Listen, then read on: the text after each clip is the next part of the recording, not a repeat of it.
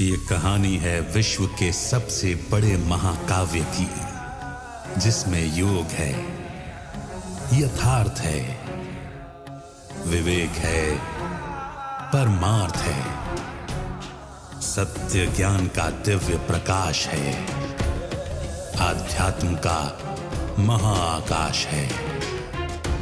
ये दर्पण है हर मन के विवाद का, दृश्य है आत्मा और परमात्मा के संवाद का, मानवता का होता है जिससे उद्धार। यही है सच्ची गीता सार, अंधकार से प्रकाश की ओर।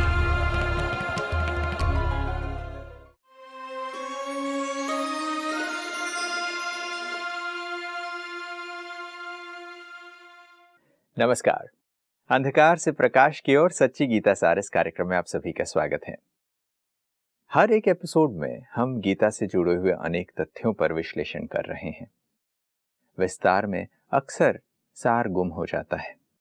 ऐसे में सत्य सार को समझना आवश्यक है, क्योंकि उसी से परिवर्तन हो सकता है, क्योंकि उसी का जीवन में मुख्य आधार लेकर लोग अपने जीवन में परिवर्तन कर पा सकते हैं।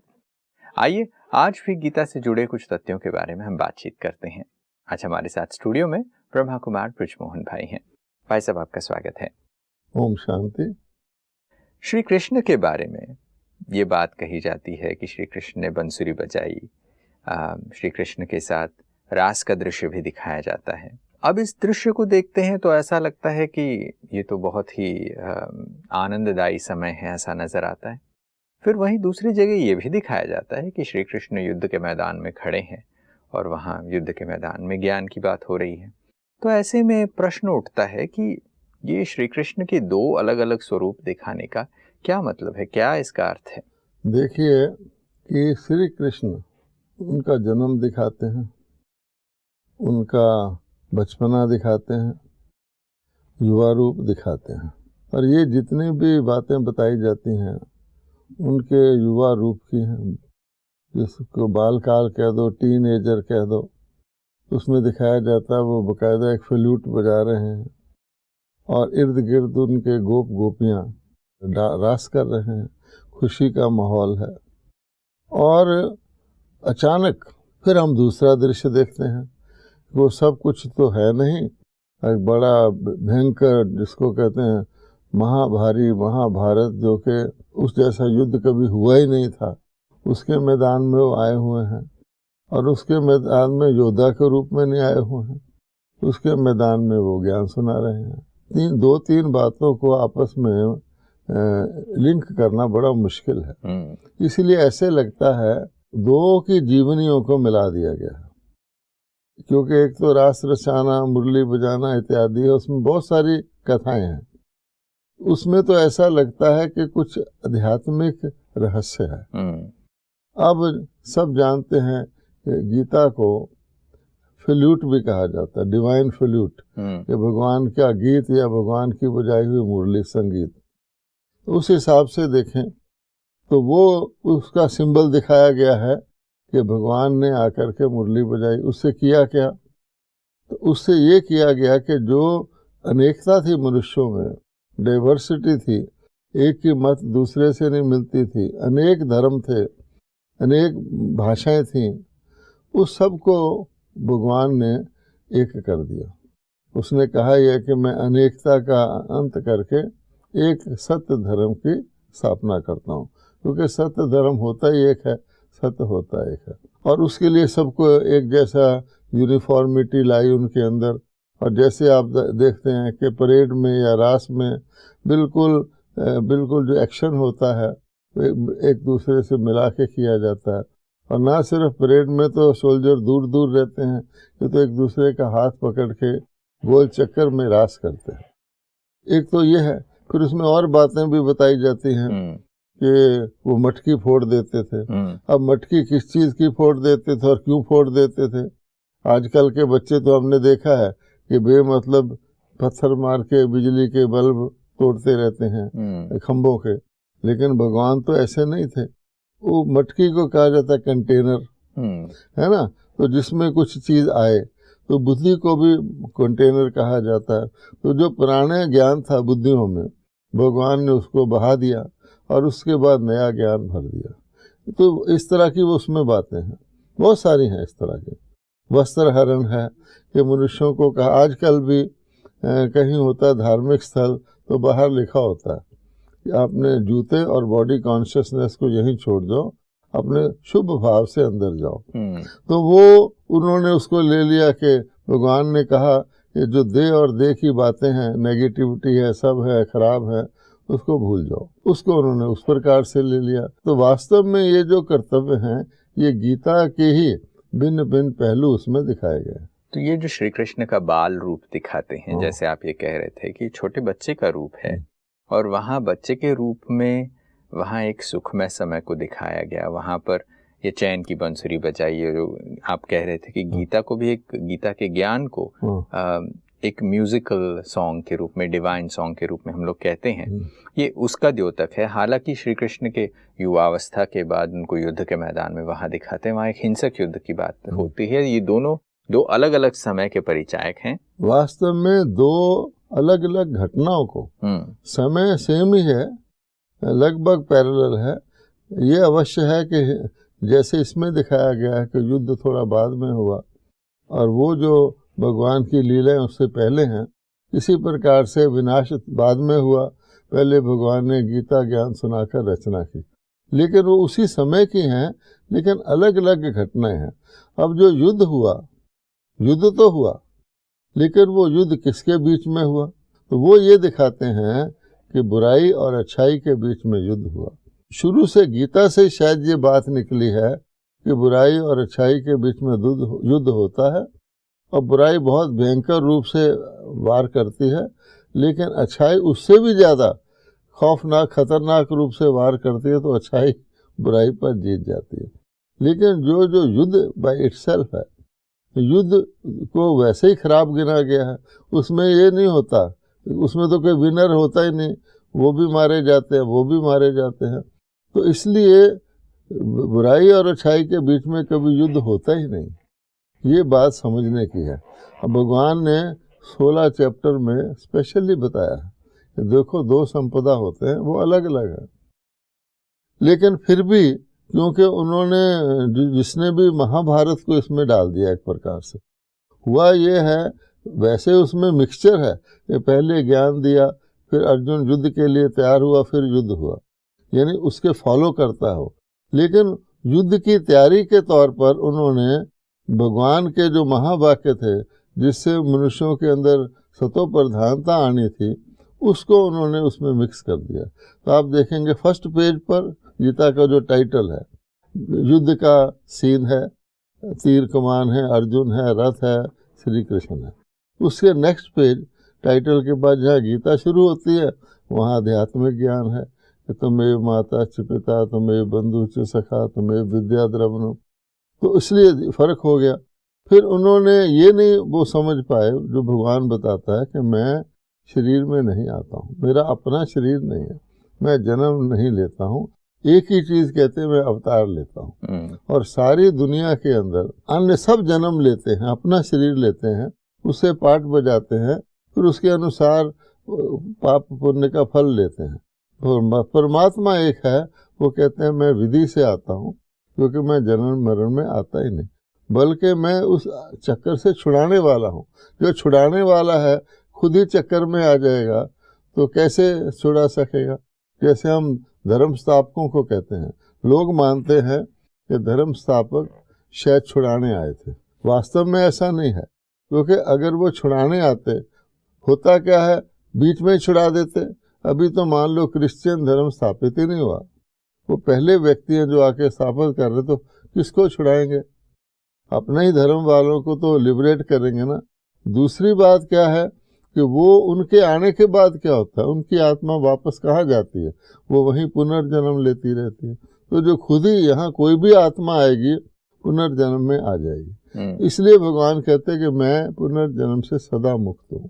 तो वो बात भी इसमें अगर जोड़ेंगे, जो भगवान के कर्तव्य दिखाए गए हैं, मुरली चलाना, रास मिलाना इत्यादि, वो जो हैं, और उसमें आप देखेंगे कि जन्म शरीर उन्होंने अपना लिया हुआ है। और इसमें खास खूबी ये है, उसमें पवित्रता की वासना आती है। गोप और गोपियां दोनों थे और दोनों की रास दिखाई जाती है। आज उस रास का नाम लेकर भारतवासी कल्चरल प्रोग्राम करते हैं, आज तक करते हैं, और श्री कृष्ण के गीत गाते हैं। उसके अंदर एक शुद्धता की, पवित्रता की भावना थी। अर्थात उस समाज में जहाँ अधर्म था, अपवित्रता थी, यूं कह सकते हैं कि पतित थे। पतित शब्द भगवान ने यूज किया और खुद प्रेयर कर रहे हैं, हम पतित हैं। उनको पावन देवता, यानी उनकी दृष्टि ही बदल दी भगवान ने। उनकी दृष्टि में शरीर का भान हटवा दिया, क्योंकि जगह जगह कहा है देह और देह के संबंधों को भूलो। तो देह यानी बॉडी, तो बॉडी कॉन्शियसनेस से दूर कर दिया, क्योंकि हूँ मैं आत्मा। वो शुद्धता भी उसमें दिखाई जाती है। फिर ये दिखाया जाता है कि हर एक गोप या गोपी के साथ भगवान। अब सोचिए कि एक व्यक्ति, एक ह्यूमन बीइंग या देवता तो हर एक के साथ नहीं हो सकता, तो जरूर ऑलमाइटी परमात्मा हो सकते हैं। वो कहते हैं कि मानसिक तौर पर तो मेरी स्मृति में रख के मुझे अपने साथ रखो, भगवान को संग करो। कहते हैं ना, मेरे संग से तुम्हारा बेड़ा पार। तो सारी जो बातें हैं वो हैं गीता की। लेकिन उसमें एक देवता जिसने जन्म लिया, जिसके माता पिता, उसका नाम जोड़ दिया। एक तो ये, और दूसरे युद्ध दिखा दिया है। युद्ध जो हुआ, हमेशा खराब लोग लड़ते हैं, पहली बात है। दुनिया में भी आप आज के समाज में भी देखते हैं, लोग युद्ध को अवॉइड करते हैं कि युद्ध हो रहा हो तो रास्ता ही काट के चलते हैं। उनको पता है कि ये जो असुरी लोग होते हैं कुछ भी कर सकते हैं। और ऐसी रोज न्यूज आती है कि किसी ने उनको लड़ने में इंटरफियर किया, उसने उसको मारने को छोड़कर उसी को मार डाला जो इंटरफियर कर रहा था, क्योंकि अच्छाई की बात कर रहा होगा, भाई लड़ो नहीं। या मान लो किसी कन्या को कोई छेड़छाड़ कर रहा है और वो व्यक्ति सोचता है कि बुरा काम है, वो उसको बचाने की कोशिश करेगा तो पहले उसको मार डालेंगे। तो इसलिए युद्ध से तो दूरी रहे। युद्ध को हम कहते हैं अंधकार, अज्ञान। और जो युद्ध नहीं करता, अहिंसक है, उसको कहते हैं प्रकाश। और वैसे भी कहा गया है कि अहिंसा परमो धर्म है, और भगवान ने परमो धर्म स्थापित किया तो अहिंसा होगी। और 16वें चैप्टर में लिखा हुआ है कि जो दैवी संपदा है उसका पहला लक्षण अहिंसा है। अहिंसा सिर्फ शारीरिक हिंसा नहीं, बल्कि मन के भी किसी को दुख ना दो, वहां तक। और सच्ची गीता तो ये कहती है कि काम, क्रोध, लोभ, मोह, अहंकार सभी हिंसा है। वो तो उस हद तक जाती है। तो भगवान ने के आसुरी संस्कारों को छुड़वाकर उनको अहिंसक बनाया, जिसमें गीता का अगर मोस्ट इम्पॉर्टेंट विषय है वो है काम महाशत्रु है। अब काम महाशत्रु से ही पतित शब्द आता है। कोई क्रोधी होगा या लोभी होगा उसको पतित नहीं कहेंगे। तो पतित शब्द जो है वो काम से आता है। कहा भी जाता है शिव ने तीसरी आंख खोली जिससे काम भस्म हो गया। ऐसे तो नहीं कहते विष्णु जी ने तीसरी आंख खोली जिससे काम भस्म हो गया। इस वास्ते वो जो संघर्ष था, मानसिक संघर्ष, भगवान ने योग सिखाया। अब योग से युद्ध तो नहीं होता, यही होता है कि क्रोध को जीता जाता है, लोभ को जीता जाता है। उनको मिक्स करके उनकी समझ में तो नहीं आया, उन्होंने अच्छे और बुरे के बीच में हिंसक युद्ध दिखा दिया। जबकि महाभारत जो होती है वो ऐसे संस्कार वालों के साथ होती है, एक साधारण हिंसा होती है। कोई किसी को, एक व्यक्ति को मार दे तो देखिए कोर्ट में कितना मुकदमा चलता है एक व्यक्ति को। और ये तो अब सारी दुनिया की सभी आत्माओं को मारने के लिए ये हथियार तैयार करते हैं। वो ऑर्डिनरी भी नहीं है। कहा जाता है यादवों ने अपने पेट से मुसल निकाले जिससे अपने कुल का विनाश किया। अब खास नोट करने की बात यह है, यादवों ने मुसल निकाले। पेट मैंने ब्रेन, जैसे कहते हैं ना इसके पेट में बात नहीं छिपती, अर्थात इसकी बुद्धि, वो निकाले। और मिसाइल और मुसल शब्द देखिए कितना मिलता है। और अपने कुल का विनाश किया, अर्थात उन्होंने एक दूसरे को मारने के लिए वो तैयार किए। ये तो नहीं कहा कि यादवों ने कुछ ऐसे शस्त्र निकाले जिसने पांडवों का विनाश किया। इसको लड़ने, युद्ध कौरवों पांडवों में तो हुआ ही नहीं, युद्ध यादवों ने किया है, वहाँ लिखा हुआ। और तीनों प्रकार की सेनाओं का वर्णन है। यादव सबसे छोटी संख्या में है क्योंकि उनको तो विनाश करना है। तो इन एक तो दो प्रकार के युद्ध को मिक्स करके, और दूसरे दो युद्ध करने वाले कौन है उसको मिक्स करके, और उसके बाद जो है जो भगवान है उसके रोल को देवता से मिक्स करके ये गड़बड़ हुई। जब आप ये बात कह रहे थे कि ये सारी चीज़ें सही नहीं होने के कारण, कि वहाँ पर गलतियाँ होने के कारण वो अंडरस्टैंडिंग बिगड़ गई है, जैसे आपने ये भी कहा कि श्री कृष्ण को परमात्मा के स्वरूप के रूप में दिखाया, उनके कर्तव्य को डिनोट करने के लिए श्री कृष्ण के उस बाल रूप को दिखा दिया है, जैसे बंसी बजाने की यादगार है, और फिर हर एक गोपी के साथ भगवान है और वो साथ में संस्कार मिलन कर रहे हैं, रास दिखाया जा रहा है, महारास का दृश्य दिखाया जा रहा है। अब ये खुशी का माहौल है और एक तरफ युद्ध का माहौल है, दोनों क्वाइट ऑपोजिट्स हैं। जो ये खुशी के माहौल की बात हो रही है, जहाँ पर ये ज्ञान की बंसी बज रही है और यहाँ जो गोपी रास कर रहे हैं, परमात्मा हर एक के साथ हैं, इसके कुछ चिन्ह मौजूद हैं, इसके कोई यादगार हैं? ये 3 पुस्तकें हैं पैरेलल, एक महाभारत है, एक गीता है और एक भागवत है। तो गीता को महाभारत में ऐड कर दिया, अर्थात उन्होंने कि जो सबसे बड़ी घटना जिसको वो समझते हैं दुनिया के हिसाब से, वो थी महाभारत, क्योंकि उसमें एकदम पुरानी सृष्टि का पूरा सत्यानाश होता है, बहुत ज़बरदस्त भयंकर युद्ध होता है। उन्होंने महाभारत को हाईलाइट कर दिया, और जो गीता जो वास्तव में भगवान ने आके सुनाई, भगवान ने महाभारत नहीं करवाई, भगवान ने तो गीता सुनाई, उसको उसके अंदर एक पार्ट बना करके गौन कर दिया है। तो गीता के अंदर जो ज्ञान था उसको उन्होंने कोशिश की है कि वो भी युद्ध को उकसाने वाला था। सारे गीता में क्या है कि अर्जुन तो लड़ाई कर, अब वो बार बार कह रहे हैं मैंने नहीं करनी, और एक अर्जुन को कहा जा रहा है। दूसरी बात, जो भगवान के चरित्र हैं वो किसी भी प्रकार से महाभारत में फिट नहीं होते, क्योंकि ज्ञान तो उन्होंने विनाश का कर दिया, लड़ाई का कर दिया, उसको कहाँ करें। तो उसकी कथाएं भागवत में हैं, और उन कथाओं के अंदर भगवान के चरित्र हैं। तो ये तीनों चीज़ें अलग अलग हो गई हैं। अगर कोई सेपरेट करे, भाई विनाश का कार्य है, विनाश का कार्य करने के लिए क्या भगवान को आना पड़ता है? विनाश तो अपने आप ही हो जाता है। कहा जाता है कि बुराई जब एक्सट्रीम पर आती है आप ही विनाश कर लेती है, ईवल डिस्ट्रॉयज इटसेल्फ। तो भगवान को किस लिए आना पड़ता है? स्थापना का कार्य, नई दुनिया के लिए। तो जो सारी नई दुनिया की बातें हैं, जिसमें देवता हैं, दैवी गुण हैं, दिव्य शक्तियां हैं, और अन्य प्रकार का युद्ध है, जैसे कहा कोई कहे क्रोध पर क्रोध करो, इस प्रकार का युद्ध है। अहंकार को नम्रता से परिवर्तित करो, वो इस प्रकार का युद्ध है, यानी दैवी प्रवृत्तियों को उजागर करो। और उसमें आप देखेंगे दिखाया गया है कि असुर लोग विघ्न डालते थे। अब देखा जाए तो असुर विघ्न क्यों डालते थे? असुर लोग आपस में लड़ते हैं, एक शरीफ आदमी को बहुत खराब आदमी भी छोड़ देते हैं। किसी क्राउड में भी लड़ रहे हो, कहते भी इसको छोड़ दो, ये तो देवता है, इसको नहीं कुछ कहना। तो वो असुर क्यों उनको डिस्टर्ब करेंगे? एक्चुअली उनकी अपने अंदर की आसुरिक वृत्तियां जो थी वो उनको विघ्न डालती थी, जिसको जीतने के लिए भगवान ने कहा योग लगाओ, मेरी शक्ति लो तो तुम जीत जाओगे। तो इस प्रकार के मिक्सचर करने से, चिन्ह तो सारे ही हैं हमारी सारी परंपराओं में। आप देखिए, आप खुशी की बात कर रहे हैं, दीपावली सबसे बड़ा खुशी का उत्सव मनाया जाता है, और जो दशहरा है वो सारे विनाश का ही उत्सव मनाया जाता है। तो ये यादगार तो है, खुशी का भी है, तो एक जगह आसुर वृत्तियों के समाप्ति का भी यादगार देखने हमारे यहाँ तो अष्टमी, नवमी, दशमी इस प्रकार से भी मनाया जाता है। अष्टमी किसकी मनाई जाती है? जो कहा जाता है अष्ट शक्तियाँ हैं, जिसके सारी अष्ट शक्तियों को जो धारण कर लेता है, और श्री कृष्ण की जन्माष्टमी मनाते हैं, फिर राम जी की नवमी बनाते हैं, या नव दुर्गा की नवमी बनाते हैं, उसमें शक्ति रूप दिखाया गया है। श्री कृष्ण जी की अष्टमी में शक्ति रूप है नहीं, दिव्य रूप है। आप देखेंगे देवताओं की जो क्वालिफिकेशन है उसमें शक्ति का नाम ही नहीं है। ये भी एक वंडरफुल बात है।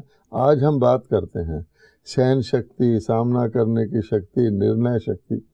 जो देवताओं की क्वालिफिकेशन मंदिर में बोलते हैं, आप सर्वगुण संपन्न हो, बिल्कुल 16 कला संपूर्ण हो या 14 कला, कहीं कहा कि आप शक्तिवान हो। अब भगवान जो सर्वशक्तिवान है वो कहते हैं कि मैं भी वैकुंठ में इंटरफेयर नहीं करता, क्योंकि शक्ति होती है किसी चीज को कार्यान्वित करने के लिए।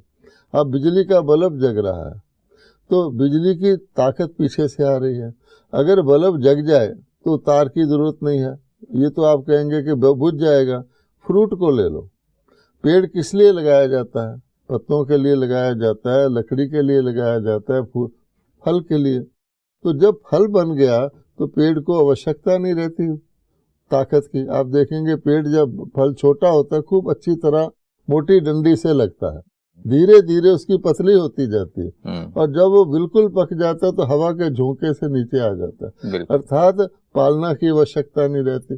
तो पालना शक्ति है, लेकिन उसका प्रतिफल गुण है। सच्ची गीता क्या कहती है? ज्ञान, उस सुप्रीम ज्ञान को लेने का जो निकला रिजल्ट वो कहाँ है? अर्जुन तो नहीं दिखाया जाता, वो तो गल मरा। तो देखा जाए अगर सच्ची गीता क्या कहती है, परमात्मा ने सुप्रीम ज्ञान दिया और उसका जो प्रोडक्ट निकला वो श्री कृष्ण है। श्री कृष्ण अकेला नहीं है, श्री कृष्ण पूरी है।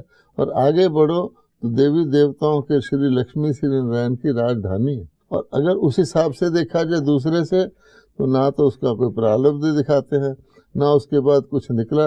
उन्होंने अर्जुन को बना दिया पीपल, जबकि भगवान कहता है कृष्ण पीपल है, और मैं परमात्मा ने उसको ऐसा बनाया। तो कौन सी बात अपील करती? तो परमात्मा शिव गीता का पिता है।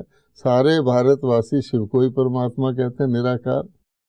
गीता उस माता है और बेटा श्री कृष्ण है। चलिए, ये बात बहुत स्पष्टता से बताते हैं कि गीता को परमात्मा ने सुनाया और उस गीता ज्ञान से श्री कृष्ण का जन्म होता है। आज की चर्चा को यहीं विराम देना पड़ेगा समय को देखते हुए। अगली कड़ी में कुछ और विषयों के साथ फिर हाजिर होंगे। आप स्टूडियो में आए इसके लिए आपका बहुत बहुत धन्यवाद। नमस्कार। ओम शांति। दोस्तों, आज की कड़ी में बहुत ही सुंदर चर्चा हुई है। जब श्री कृष्ण को बंसुरी के साथ दिखाते हैं और ये दिखाते हैं कि वो रास रच रहे हैं, वहाँ महारास का दृश्य है, तो वहाँ पर एक तो आनंद का दृश्य है और दूसरी जगह श्री कृष्ण को युद्ध के मैदान में ले जाने का दृश्य है। जब गीता हिंसक युद्ध की बात ही नहीं करती तो हिंसक मैदान में कृष्ण को ले जाने का मतलब क्या है? आज इस चर्चा में बहुत ही अच्छे तरीके से हमने इस बात को समझा है कि परमात्मा गीता का ज्ञान देते हैं और वो गीता के ज्ञान को सुनाने के पश्चात जो नई दुनिया लाते हैं, उस नई दुनिया के महाराज कुमार यानी उस गीता ज्ञान के फल स्वरूप श्री कृष्ण आते हैं। आज की कड़ी में बस इतना ही। अगली कड़ी में फिर हाजिर होंगे कुछ और विषयों के साथ। तब तक के लिए नमस्कार।